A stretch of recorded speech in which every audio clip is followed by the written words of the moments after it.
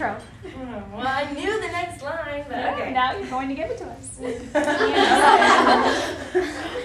Okay. The Giving Tree, Goodnight Moon, Green Eggs and Ham, The Coddy with a Chance of Meatballs.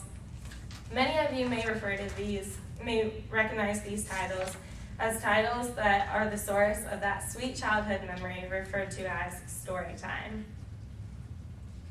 Reading has been integrated into our lives ever since we were little, but as we grow older, reading starts to fade and it becomes less appealing. I, for one, am a child that was in a family. I'm the only child in my family that reads voluntarily, and I did so ever since I was a little child. Reading is beneficial for the mind, body, and soul. First, reading benefits the mind.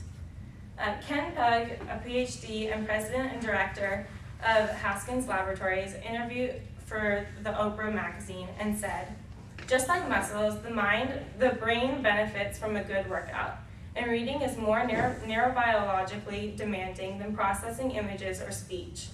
As you're absorbing, say, this article, parts of the brain that have evolved for other functions, such as vision, language, and associative learning, connect in a specific neural circuit for reading, which is very challenging. Reading books provides the mind with new knowledge, and which results in a higher intelligence. This is seen just in school, just like today. Our professors assign us novels or textbooks, which ultimately benefit us in giving us new knowledge on the material that we need to learn. Through reading those textbooks and novels, we're able to learn the material and subject matter in a way that we wouldn't necessarily learn in the class atmosphere.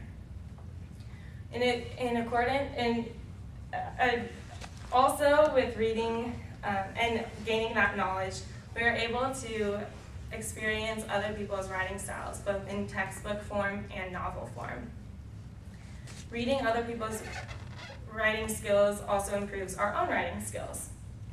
My professor from APU, Professor Brashear, always says, read more, write more.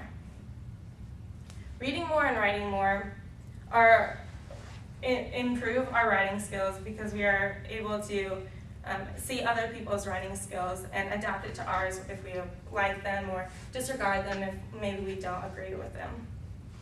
Early Childhood Education Journal says a highly educated adult has a listening, speaking vocabulary of 10,000 words, but likely knows nearly 10 times as many words in reading and writing. So when we read other people's writing, we're able to gain that other 10,000 plus words. It ends up being 100,000 more words that we're able to hear from a different person's perspective. And that leads into increasing our vocabulary knowledge. Reading increases our vocabulary ability.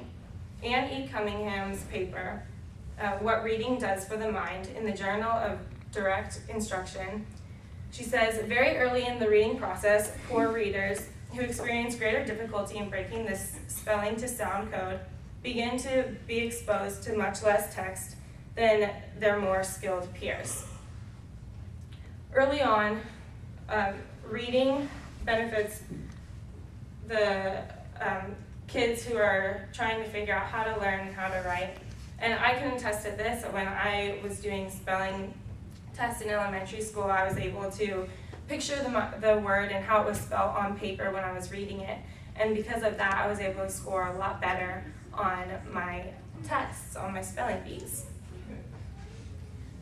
Reading also improves analytical thinking. Judith K. Franczek did an article in the Review of Educational Research that proves reading comprehension is crucial in the developmental process of an adolescent's education. Reading causes you to think. It causes you to look in through somebody else's perspective. You're reading other people's words and their ideas and their thoughts. And that allows you to critically analyze if you agree or disagree. Second, reading benefits the body. Reading reduces stress. One blogger on lifedev.net claims reading distracts her and allows her to get outside of her own head. I don't know if many of you have experienced that, but it benefits you in the sense that you're able to escape what you're going through, and you can almost live your life through somebody else's eyes for just a short while and escape what's going on in your own. And through that, you gain tranquility, which also benefits the soul. Reading benefits the soul, and it allows you to prioritize your goals. And by prioritizing your goals, I mean you can see your life through maybe a character's eyes or through the author's eyes, and you can get outside of what you're doing from the day-to-day. And the blogger also said that she found that maybe she wanted to do something else, like spend more time with music when she was kind of reading about music, and that opened up avenues for that also. Reading forms healing and growth for the mind, body, and soul. Reading extends beyond the mind and affects your body as well, and finding the genre that you like to read most can benefit you more than you'll realize.